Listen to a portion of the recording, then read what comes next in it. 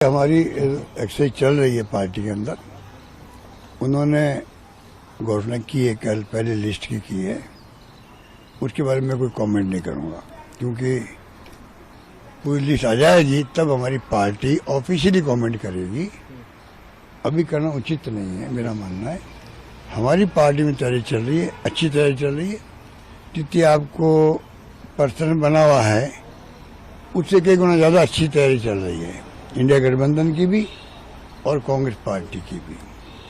और मैं उम्मीद करता हूं कि इस बार जनता समझ जाएगी कि जो एक सीमा होती है, अति हो गई, अति मतलब मोदी जी के बोल और मोदी जी की पार्टी का घमंड और अहम, ये भी अति हो गया है। आप देख रहे हो जिस प्रकार से वो दौरे करते हैं, पानी के अंदर, पानी के बाहर, आकाश के अंदर, ये भी एक सीमा होती है।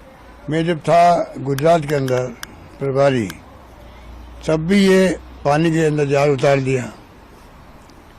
अब जो क्या डाई लगाते हैं, क्या द्वारका के अंदर है, रामेश्वरम में है, ये तमाम बातें जनता को मैसेज देने के लिए है, चुनाव जीतने के लिए है। ये धार्मिक कम है और चुनावी एंगल ज्यादा है, बड़ा एंगल है। इसको इस रूप में लेना चाहिए और देश समझ भी रहा है कि हद हो गई है।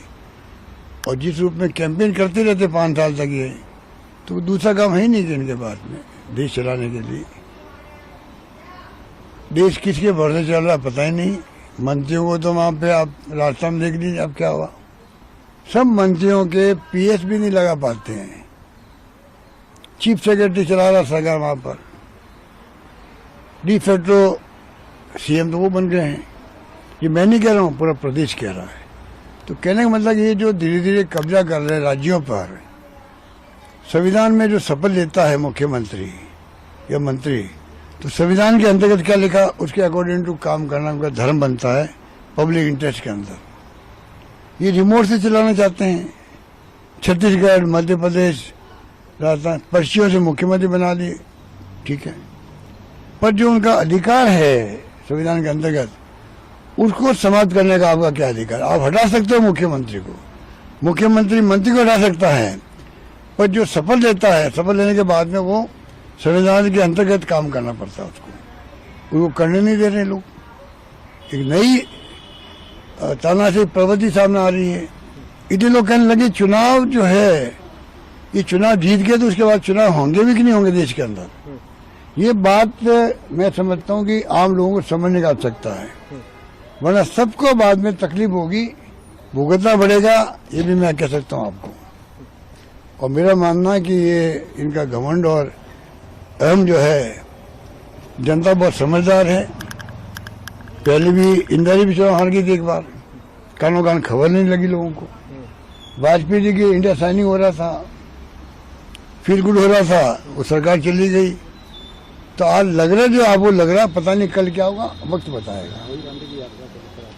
राहुल गांधी की यात्रा में कल साथ था ग्वालियर तक, क्या रेस्पॉन्स मिल रहा पब्लिक का, और क्या लोग, मैं उनके पास खड़ा था वहां पर, लोग जो आके मिल रहे हैं इंडिविजुअल उनसे, और क्या क्या वो कमेंट कर रहे हैं, उनकी जो स्पीच, उनके जो विचार है, उसके ऊपर किस तरह वो अपना कमिटमेंट बता रहे हैं, सहमति व्यक्त कर रहे हैं, वो तारीफ के काबिल है। तो राहुल गांधी क्या बात कर रहे हैं? महंगाई की बात करते हैं, बेरोजगारी की बात करते हैं, देश में प्यार मोहब्बत भाईचारा होना चाहिए, गरीब और अमीर के बीच में खाई नहीं होनी चाहिए, तो बात कर रहे वो। ये मुद्दे देश के हैं। ये लोग इन चारों मुद्दों को भटका करके राजनीति कर रहे, देश को खतरनाक राजनीति हो रही देश के अंदर। देश किस दिशा में जाएगा कोई नहीं जानता, किस दिशा में जाएगा पता नहीं। तो देश के हालात बड़े गंभीर है। मीडिया से ज्यादा कौन समझ सकता है? कई मीडिया वाले जेलों बंद रहे हैं बेकसूर, राष्ट्रद्रोही हैं आप लोग, फिर भी गोदी मीडिया सपोर्ट कर रहा है इनको। कोई डर के मारे कर रहा है, कोई और कोई कारण होंगे उनके।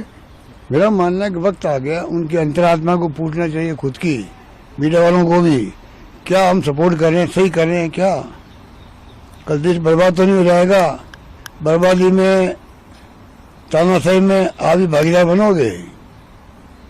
मोदी जी की तानाशाही में, उनके अहम घमंड में मीडिया ही भागीदार बन रहा है, ये मैं कह सकता हूँ। नहीं बनना चाहिए उनको। राजस्थान में आप कितने आश्वस्त हैं? क्या आप राजस्थान में लगता है कि हम अच्छी परफॉर्मेंस देंगे, प्रयास कर रहे हैं, क्योंकि जो इन्होंने धार्मिक नाम पे जो हम राम भक्त है ही नहीं, पूरा देश राम भक्त है सदियों से। ऐसा माहौल बना कि राम भक्तों को दो हिस्सों में बांट रहे हैं लोग। राम भक्तों को भी दो हिस्सों में बांटना, हिंदुओं को दो हिस्सों में बांटना उचित है क्या? आप पहले हिंदू मुस्लिम की बात करते थे, अब तो आपने राम भक्तों को भी हिंदुओं को भी दो हिस्सों में बांट दिया। जो आपकी पार्टी में वो राम भक्त है, आपकी पार्टी में नहीं है वो राम भक्त नहीं है। सर्टिफिकेट आप दे रहे हो, ये कहाँ की समझदारी है? आप होता कौन हो करने वाले कि तुम राम भक्त ठोकनी हो? किसने लाइसेंस दिया आपको? किसने लाइसेंस दिया आपको? आप कहोगे तुम राम भक्त नहीं हो। हर घर में, हर गांव में मंदिर बने हुए हैं, हनुमान जी के बने हैं, राम के बने हैं, शिव जी के बने हुए हैं, सब राम भक्त रखते हैं, आस्था रखते हैं भगवान के अंदर।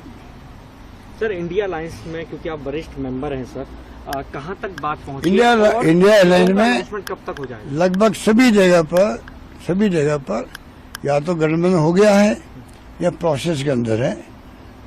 इंटरनल सहमति बन चुकी है, चाहे महाराष्ट्र हो, चाहे डीएमके हो, वहाँ पे तमिलनाडु में हो, चाहे बिहार हो, सब जगह सहमति बनी हुई है। और दिल्ली और यूपी में तो डिक्लेयर भी हो गया है। करीब करीब मैं समझता हूँ हमारा काम आखिरी चरण के अंदर है। बंगाल में क्या स्थिति है सर, ममता के साथ? बंगाल में तो स्थिति तो सबके सामने है, और बाकी तो वक्त जो बचा है और मालूम पड़ जाएगा। बातचीत जारी है अभी वहाँ? बातचीत का मैं नहीं कह सकता कि मैं आज आई हूँ, तो हमारे साथी लोग बातचीत कर रहे हैं। यूपी में सर ये खबर आ रही है, अब आप उसको पुष्टि दे सकते हैं सर, कि मायावती के साथ बातचीत आगे बढ़ रही है या नहीं बढ़ रही है? हम तो चाहते हैं अगर मायावती और अखिलेश जी अगर आपस में सहमत हो जाते हैं, क्योंकि हमारी सहमति तो हो चुकी है एक बार सपा से, तो सपा और मायावती जी आपस में क्या बात करे उस पर निर्भर करेगा आगे अब क्या होना है। आप ये कहना चाह रहे हैं आप लोग संपर्क में है मायावती जी के? नहीं, हम तो, मुझे नहीं मालूम, लोकल हमारे लीडर्स कहाँ है, संपर्क में है नहीं, मुझे नहीं मालूम है। मैं तो मानता हूँ सपा और बसपा का आपस मिलन होता है, तो हो सकता है हमारे जो स्थानीय महामंत्री है अविनाश पांडे जी या वहाँ के अध्यक्ष हैं, वो लोग मिलकर बात करेंगे, तब हमें मालूम पड़ेगा क्या हो रहा है आगे।